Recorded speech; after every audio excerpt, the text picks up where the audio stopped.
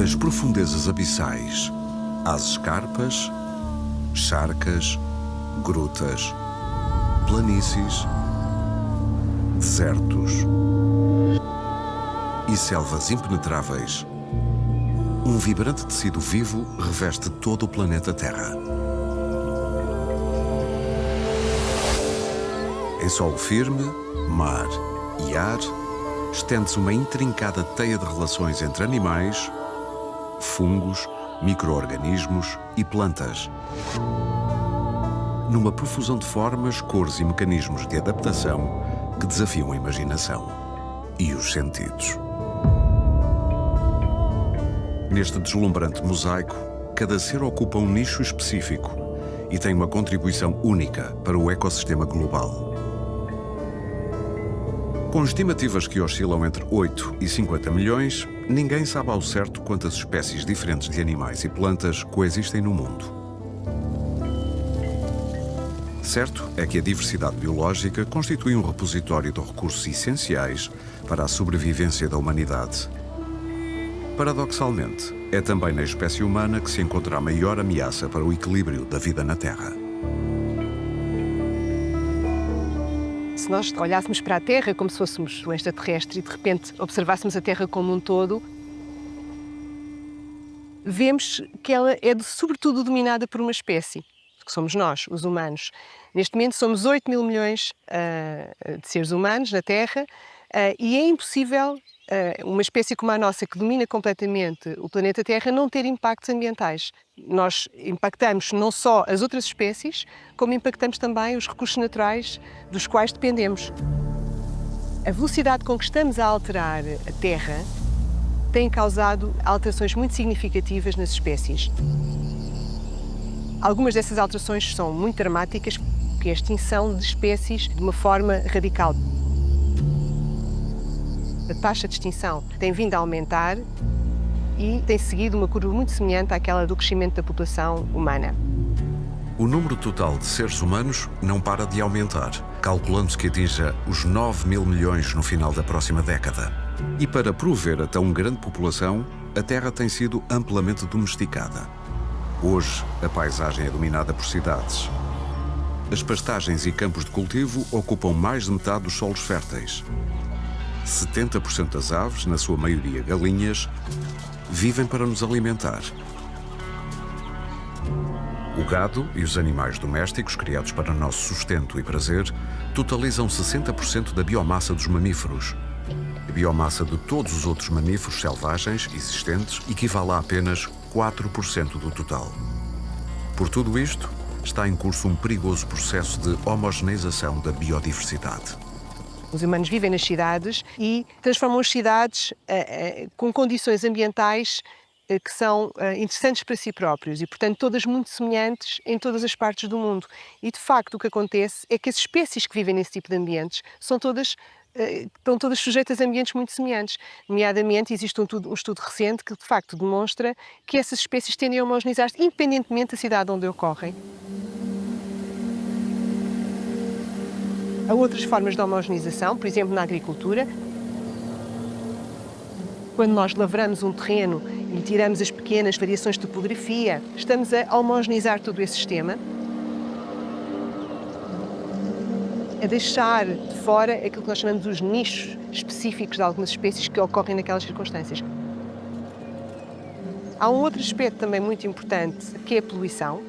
E essa poluição pode ser poluição urbana ou industrial, mas aquela que tem mais impacto é a poluição causada pelo excesso de nutrientes, a que nós chamamos de eutrofização, quer seja da atmosfera, quer seja da água. Ou seja, o excesso de nutrientes, tanto na atmosfera como na água, alteram as comunidades biológicas, homogeneizando-as e, portanto, transformando também essa biodiversidade.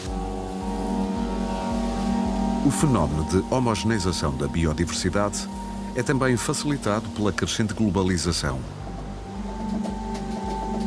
Quer seja intencional, quer involuntário, o transporte de espécies animais e vegetais entre países acarreta riscos que nem sempre são avaliados e pode ter um impacto devastador nos ecossistemas naturais. Nós estamos neste momento naquilo que se pode chamar um admirável mundo novo biológico, porque a qualquer momento podemos ter uma espécie vinda de qualquer parte do mundo. Ou seja, a nossa capacidade de transportar espécies de um lado para o outro faz com que exista atualmente a possibilidade de uma espécie nativa do mais remoto canto do mundo atingir outra área localizada no canto oposto. Portanto, este processo replica-se às centenas, aos milhares, todos os anos. Aos animais e plantas introduzidos num ecossistema do qual não são nativos, chamamos espécies exóticas. Mas estas não são todas iguais. Quando se conseguem adaptar e coexistir com a flora e fauna nativas, sem causar impactos significativos, dizemos que são espécies exóticas estabelecidas.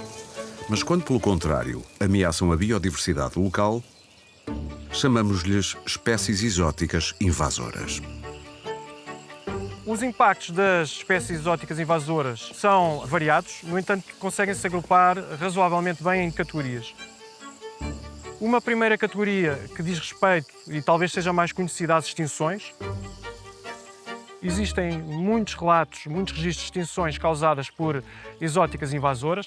Talvez o mais conhecido seja o caso do dodô, uma espécie de ave que existia na Ilha Maurícia e que, em parte, foi extinta pela caça que os seres humanos efetuaram, mas também pela predação que algumas espécies introduzidas, nomeadamente ratazanas, cães e porcos, fizeram da espécie, nomeadamente das suas crias e dos seus ovos. Por fim, temos um outro impacto que não é necessariamente negativo e que diz respeito à homogeneização biótica. Ou seja, o número e a diversidade de espécies exóticas estabelecidas, neste caso não necessariamente invasoras, já é tão grande. Por exemplo, nós em Portugal temos já cerca de 20% da totalidade da nossa flora são exóticas estabelecidas. E, no conjunto, pelo planeta, este tipo de estabelecimentos destas espécies introduzidas está a causar, de facto, com que os ecossistemas se tornem cada vez mais iguais entre si. Não existe uma cura milagrosa para as invasões biológicas. Existe um conjunto de ações que, de alguma forma, as podem minimizar, a começar pela diminuição do número de introduções. Nós temos, por exemplo, também a legislação nacional que lista um conjunto de espécies para as quais se devem de adotar um conjunto de medidas, nomeadamente é proibida a sua venda, é proibida a sua posse.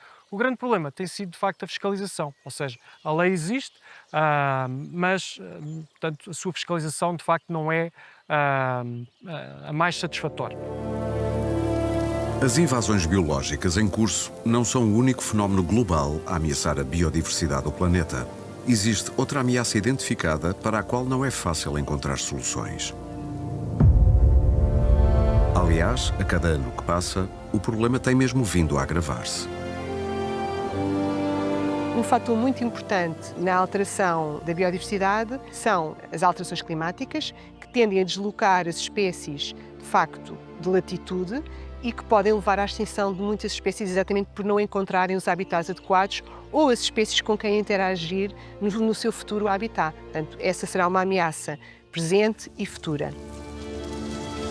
À medida que o planeta passa por mudanças climáticas sem precedentes, testemunhamos o desaparecimento de algumas espécies e a adaptação de novas espécies a latitudes que não costumavam habitar. Nas remotas regiões polares, estas alterações são já muito evidentes, até porque o gelo que cobre as duas áreas é particularmente sensível ao aquecimento global em curso, impactando outros ecossistemas em todo o mundo.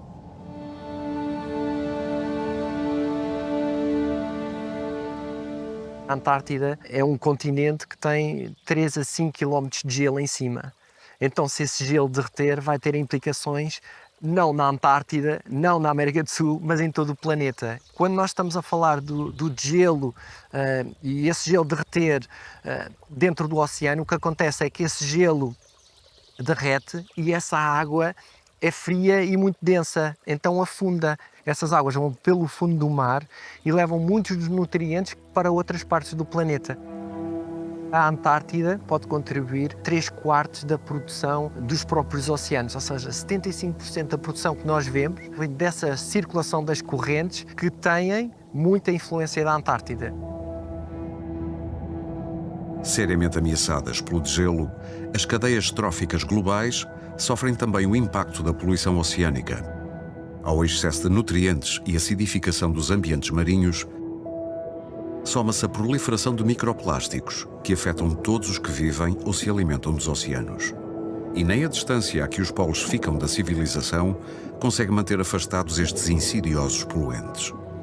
A poluição por plásticos explodiu nos últimos 50, 60 anos, ou seja, a produção de plástico foi massiva e o que é que acontece? Primeiro, até reconhecermos o problema demorou-nos muito tempo, mas a produção de plástico foi tão grande que as garrafas de plástico, todo o material de plástico que nós tínhamos, muito desse foi parar aos oceanos. Recentemente começámos também a identificar esse problema na Antártida.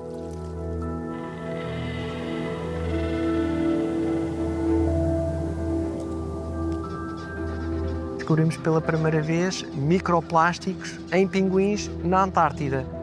E para nós foi uma surpresa porque nós esperávamos que estivesse em pinguins, mas revela um grande problema. Primeiro, se estão presentes, que consequências é que têm? Primeiro. Segundo, de onde é que vêm? E terceiro, o que é que lhes vai acontecer e que implicações é que vai ter na própria sobrevivência destes animais, não sejam pinguins, ou focas, ou baleias. Microplásticos ou plástico, a poluição é origem humana. Logo, a origem humana, a solução também deve vir de nós.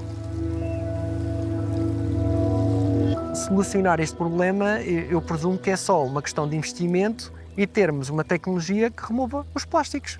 Eu acho que custa dinheiro, sim, mas nós temos comunidades científicas muito boas que podem selecionar e depois é só uma questão de esforço. Já reconhecemos que é um problema, já sabemos que algumas das soluções que é reduzir o plástico e obter materiais alternativos e agora é só retirá-los do mar.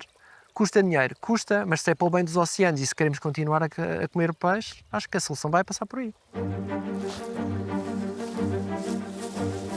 Limpar, restaurar e proteger ecossistemas ameaçados parece ser uma das formas mais eficazes de travar os impactos nefastos da ação humana sobre a biodiversidade do planeta. Entre os ambientes mais vulneráveis encontram-se os recifes de corais, famosos pelo espetáculo de rara beleza que a sua simples existência proporciona. E conhecê-los melhor é o primeiro passo no caminho da proteção destes seres vivos. Os corais, ao contrário do que muita gente pensa, são animais marinhos e não plantas, que pertencem ao filo Cnidaria, que, entre outros organismos, incluem coisas como as anémonas e as medusas. Portanto, um jardim de coral ou um recife de coral forma-se a partir de uma larva que se assenta e sofre um processo de metamorfose para o pólipo e que depois vai crescendo com a adição de novos pólipos. O pólipo é a unidade modular que, conforme se multiplicam, formam uma colónia e, portanto, a maior parte dos corais são organismos coloniais ou modulares. Verdadeiros hotspots de vida marinha, os jardins de coral oferecem uma multiplicidade de serviços essenciais, como servirem de maternidade e refúgio de numerosas espécies. E ajudarem na regulação climática por serem úteis repositórios de carbono.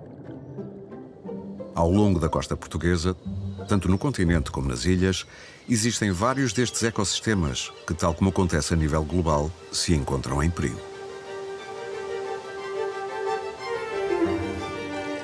As grandes ameaças que estes animais enfrentam vão desde ameaças globais, como é o caso do aumento da temperatura dos oceanos e a acidificação dos oceanos como resultado das alterações climáticas, poluição, os efluentes terrestres que trazem pesticidas, águas jetar sem tratamento, ou microplásticos, e depois já toda a parte de as práticas destrutivas que o homem tem, que causam a remoção direta ou impactos diretos sobre os corais. Isto inclui coisas como a prospecção mineira, por exemplo, no mar profundo, mineração do mar profundo, e inclui, obviamente, a pesca de fundo, pesca que usa artes que estão em contacto direto com o fundo do mar.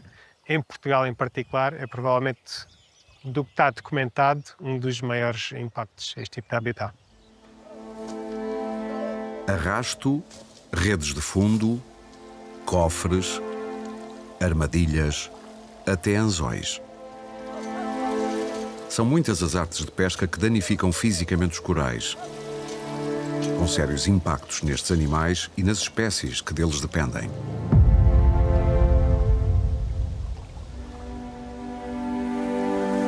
Felizmente, também há quem procure soluções para este problema. Um dos projetos que temos vindo a desenvolver nos últimos anos visa especialmente promover a participação de pescadores locais para resgatar esta biomassa de corais, que seria descartada e acabaria por morrer, e tentar transplantá-la de volta ao habitat natural. O envolvimento da comunidade pescatória nestes projetos é importante porquê? Porque muita da sua atividade é dirigida a espécies que podem não depender diretamente dos corais, mas vivem associados aos jardins e aos recifes de coral. E, como tal, eles têm de ser os primeiros com vontade de preservar estes habitats. Porque se desaparecerem, também vai desaparecer o produto que eles pescam, não é? O ponto alto deste bem-sucedido trabalho chegou com o convite para integrarem corais portugueses numa exposição permanente do conhecido artista Vils, que só pode ser visitada no fundo do mar. Isto vai ser um parque subaquático, maioritariamente para a comunidade que faça a apneia ou mergulho recreativo, e em que nós vamos acelerar a colonização biológica dessas culturas com corais resgatados da pesca acessória, colaborando com os pescadores locais. A preservação dos efetivos de animais marinhos ou de água doce está também na origem de uma atividade económica que tem revolucionado a forma como nos alimentamos. A aposta na produção de peixes, mariscos ou mesmo algas para consumo humano responde à crescente voracidade de uma população que não para de aumentar. A aquacultura tem ganho uma relevância crescente na produção de pescados e mariscos a nível mundial, sendo que as últimas estatísticas indicam que já é responsável por mais de metade da produção deste tipo de produtos. É quase paradoxal que o aumento brutal da produção em aquacultura não esteja a poupar os estoques pesqueiros. Isto por dois motivos relativamente simples de explicar. O primeiro é que o planeta acabou de atingir os 8 mil milhões de habitantes. E, por outro lado, muitas dessas bocas, muitas dessas pessoas têm estado cada vez mais a consumir mais este tipo de produtos. Isto quer dizer que a aquacultura ainda tem margem para continuar a crescer e continuar a providenciar alimento para a população mundial. Portugal vai um pouco à revelia das tendências globais. A produção de aquacultura em Portugal continua muito aquém do seu potencial e, se tivermos em conta aquilo que é produzido pelas capturas e pela aquacultura, a aquacultura representa apenas 5 a 7% da produção global. A proveniência e a origem do produto é essencial, quanto mais não seja, pela sua pegada de carbono. Quanto mais próximos conseguirmos obter os nossos produtos, menos carbono estamos a introduzir na sua cadeia até chegar ao nosso prato. Promover os impactos positivos da aquacultura é um dos objetivos declarados do inovador projeto Alga Depur, que aposta na sustentabilidade desta indústria, tanto a nível ambiental quanto económico. Em parceria com uma aquacultura privada aqui da região, nós queríamos tentar perceber se as algas seriam boas para garantir a depuração da água, isto é, melhorar a qualidade da água, para quando a água fosse exportada das aquaculturas para o estuário, ela fosse com melhor qualidade. A grande inovação destes sistemas é, paradoxalmente, que estão a imitar aquilo que já acontece na natureza. Se emparelharmos uma aquacultura de peixe que de facto enriquece muito a água em sólidos suspensos e em nutrientes, se o compartimento seguinte desse sistema for uma aquacultura de bivalves que remova esses sólidos suspensos e o seguinte que seja de algas que consigam aproveitar os nutrientes dissolvidos na água para crescer, acabamos o ciclo produtivo não com uma espécie para vender, mas com 3. As nossas parcerias são de forma a garantir que o impacto negativo nos ecossistemas naturais é mínimo ou até mesmo inexistente. Portanto, o desenvolvimento económico e social é extremamente importante, mas garantir que o impacto não existe, o que é mínimo, ou pode ser, garantindo ainda assim que é mínimo, pode ser compensado, isso para nós é extremamente importante e nunca abdicamos disso. Nós precisamos mesmo ter noção que o que fizermos agora já vamos tarde. Aqui, do nosso ponto de vista e deste trabalho com as empresas, o nosso objetivo é que percebam que é necessário, de facto, criar soluções para mitigação e adaptação que nos ajudem a todos a viver e a viver com as alterações climáticas, porque elas são uma realidade, já aí estão, e tudo o que pudermos fazer será uma mais-valia. Os princípios de economia circular e essa mentalidade circular baseia-se num conceito que para mim é encantador, que é aproveitar os desperdícios de uma determinada atividade, processá-los, acrescentar-lhes valor e recirculá-los para serem a matéria-prima, para serem uma mais-valia numa outra indústria ou produção. Se conseguirmos fazer vários passos deste processo, e se conseguirmos recircular os nutrientes, o valor e os produtos numa cadeia de eventos que crie mais valias económicas, mais emprego e mais bem-estar social, a economia circular tem tudo para ser o segredo de uma sociedade mais sustentável.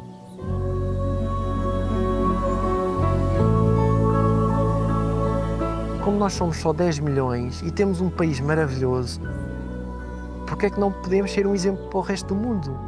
Vamos tentar viver de uma maneira sustentável, minimizando o impacto. A melhor forma de promovermos a biodiversidade a longo prazo e, no fundo, mantermos o equilíbrio que precisamos com ela, na minha opinião, é apaixonar-nos por essa biodiversidade. E penso que para esse passo o mais importante é o conhecimento. O conhecimento das características, das adaptações, das interações com as outras espécies. Talvez seja utópica esta ideia, mas penso que será importante passarmos esta mensagem de valorizar, conhecer e enamorar-nos da biodiversidade, porque de facto não só precisamos dela, como de facto ela faz parte de nós, não é?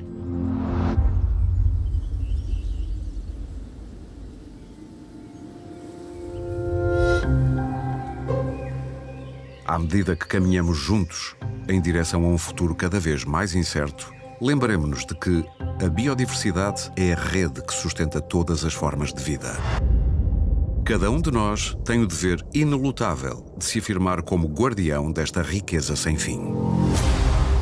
Com a consciência clara de que só aliando realismo, coragem de fazer as mudanças que se impõem e uma boa dose de utopia, conseguiremos transmitir a mais generosa das heranças da Mãe Natureza às gerações futuras.